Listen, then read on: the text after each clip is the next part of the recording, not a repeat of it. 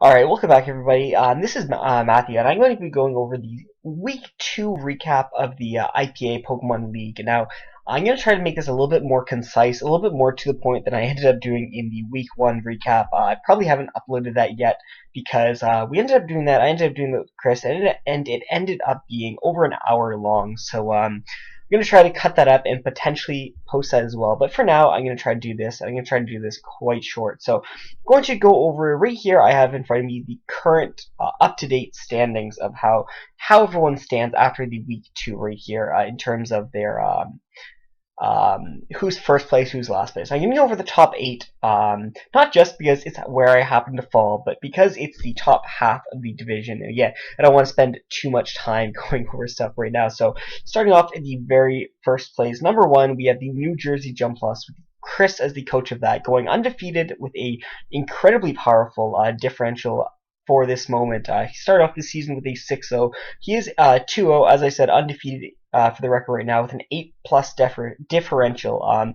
Chris coming in incredibly powerful in his first 2 games. If he can maintain this kind of sweeping power that he has going for him throughout the rest of his matches, he should be well on his way to earning the title, I suppose. So yeah, Chris, like you said, pulling very well forward in his first 2 games. Second place, we have Ethan with the Calgary Flareons. Also, of course, 2-0, undefeated with a +4 differential. Ethan having quite a few good games as well, having went up in arguably the most difficult division in the entire league. Now, that might be a little bit biased, so take that with a grain of salt. That is the division with Tristan, Hannah, and, of course, myself. And obviously Ethan, the person we're talking about, but arguably the most difficult division for him to be in. He is, as we said right now, currently undefeated, so props on him. If he can maintain this power, of course, as well, if he can come out of just the division itself kind of unscathed, then playoffs should be nothing for him. So a little bit less differential, but it's nothing to say against Ethan. He's played considerably well, and he's done considerably well, as we can see, pulling him in the second place. Third place spot in the last player to go undefeated in the first 2 weeks is Alex in the Baltimore Honchcrows. 2-0, as I said, a +3 differential. Now, Alex is a little bit different from Ethan and Chris in the sense that all his games are very, very close. Anyone who has watched any of Alex's games can see that. They're always very close, they're always very down to the wire, but he has a little reliable thing about him where he's always able to pull through. So if he can stay as reliable as he is, he again should be going well on his way to the playoffs. If he can, like, all his games are very, very close, but he somehow finds a way and he somehow pulls through. So props on him. Undefeated, +3 differential is not something to sniff at either. Now in fourth spot, we have Josh in the Massachusetts Mawwiles with a 1-win, 1-loss ratio and a +5 differential, which is quite a good differential for still having a loss. Followed by Hannah in the Swedish Shamans, 1-1 as well, with a +3 differential. Hannah, of course, having been ranked, her team having been ranked number 1 in all the power rankings so far. There's no surprise that she's in the top half of the rankings that we have so far. Now, as we said, her team was ranked the very best of the best. So I suppose if she does want to pull herself up into the playoffs spots, she'll probably have to work her way a little bit around the other contenders that she has in her division. But she definitely does not have a bad start, and that is definitely not out of the question for her to be able to pull off. After that, we have the Washington Wobbuffets, that being Cordell, with a 1-1 win-loss ratio and a differential of +1. Now, Cordell actually had a kind of interesting experience, to say the least, that we had this time, being that he and David were unable to play, so both of them just received losses. So technically, Cordell is undefeated because he actually didn't battle David, so he technically only has one battle and technically only one victory. However, just not having a loss of differential is going to be putting you in the top half of the league, but not being able to gain any more differential is going to prevent him from being any higher on the leaderboards that we have right now than the 7th place. Going over the last contender in our top half of the division is none other than the Philadelphia Focus Miss, coached by Matt, a 1-1 win-loss record and a differential of +1. It is above 0, and yeah, I guess that's really all you can say. He's won one, he's lost one. Sorry about that. I guess we'll have to see whether he's all talk or whether he can pull himself from being in the kind of middle area as we have right here, kind of the bottom of the 8th right here. But kind of going into a little bit more analysis of the games themselves. First game between the Philadelphia Focus Miss and the Venice Beach Victinis. As you can see right here, Gengar pulled off 3 kills, putting it as the MVP, and of course 0 deaths. Audino, unfortunately, had to bite the bullet, as we can see right here. But Mew pulling off a 2 kills and 1 death as well, puts overall at a 4-0 victory, with Manphy and Goodra being the only Pokemon on the opposing side of the field to actually pick up any kills. Now the battle was pretty good.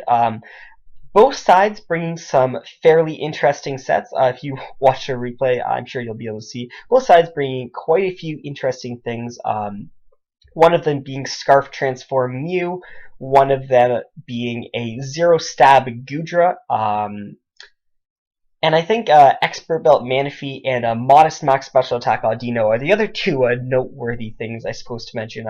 Battle was pretty good. The battle was definitely an entertaining match to watch. I would urge you to watch that if you found it to be something you'd be interested on. Now, moving on from that, we have the Mount Olympus Bretts and the Fjord Fairies. Now, I'm not sure if my week 1 analysis is going to come out, but from my kind of analysis of how the week 1 matches went, I wasn't entirely sure on how Juvia would be going throughout the remainder of her matches, but I think this match solidifies her as definitely a contender to the league right here, as you can see pulling out of this battle right here. Honchkrow picking up 5 kills and 0 deaths. The only other teammate that was allowed to do anything being Infernape is, of course, also going to be picking up a kill, with Landorus T and Drifloon falling without any kills on their side.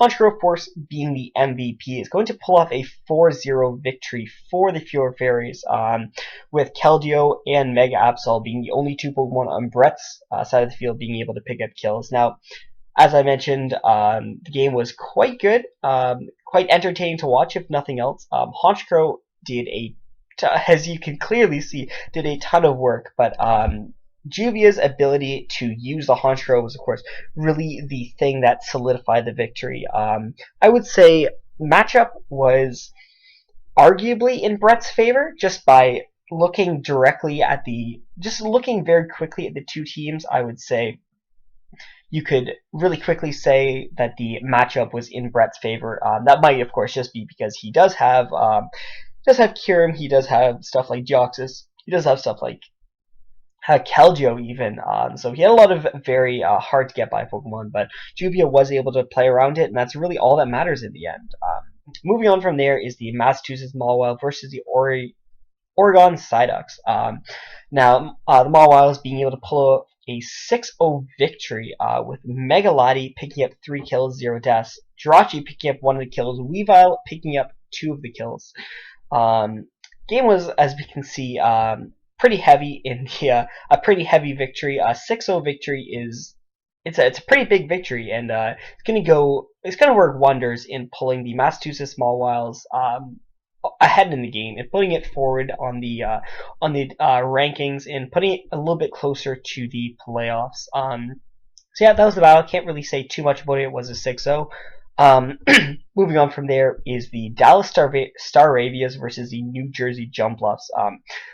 Regular Latios picking up 3 kills, 0 deaths, being the MVP of that game. Azumarill picking up 2 kills and, unfortunately, of course, falling down for 1. Rhyperior picking up 1 kill without dying, giving of course, New Jersey Jumpluffs a 2-0 victory. The only Pokemon, well, Emboar, of course, picked up 2 kills. Talonflame did end up picking up 1 kill, and Mega Altaria did end up picking up 1 kill as well. The game was actually one of the best games, I would say, of the week. It was quite a well played game on both sides. Few misplays that pretty much costed the entire game, but I would say that the game was a pretty good game. It was definitely the tier that you would expect from Trip and Chris, both having won their week 1 games going into their week 2. Definitely both what you could be expecting of them. The game was very good. Overall, it was a very entertaining match, as we can tell. Now, the Calgary Flareons versus the Swedish Shamans.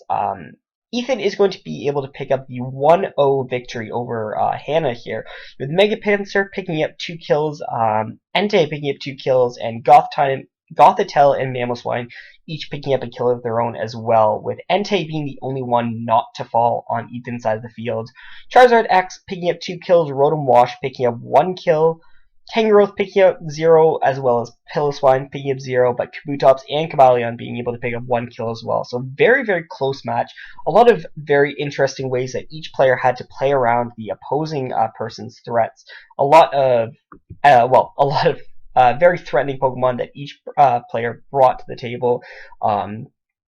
Very specifically, pretty much, I suppose, highlight of the match would be the Mold Breaker Sword Stance Pinsir being able to take out the Rotom Wash with an Earthquake, which turned out pretty incredibly. Entei, by pure differential, is going to be the MVP of this game, but I don't think anyone could argue that Mega Pinsir is technically the MVP of this game and technically made the victory possible. Very good game on both sides of the field. A few people would argue as well that this is probably one of the best games of the entire week. And yeah, it was definitely a good game and definitely a very close game. After that, we have the San Francisco Salamence versus the Baltimore Honchkrows. Alex, living up to his name, brings a 1-0 victory, with Glaceon picking up 1 kill, Victini picking up a kill, Melodic picking up a full 4 kills, being the MVP of this match for Alex's side of the field. And of course, on the other side, Alakazam picking up 3 kills, and Doug Trio is, of course, also able to pick up 1 kill. So overall, the total of the battle, as I said, is going to be a 1-0 victory for the Baltimore Honchkrows. There was a few very interesting turns that happened in this match. Very interesting to say.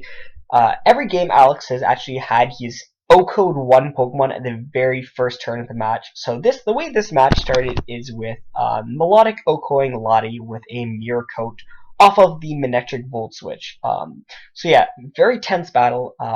Just like the Ethan-Hannah battle, this was very fast-paced, very close, very tense, and very down to the wire. Could have gone any way, really, in the last few turns.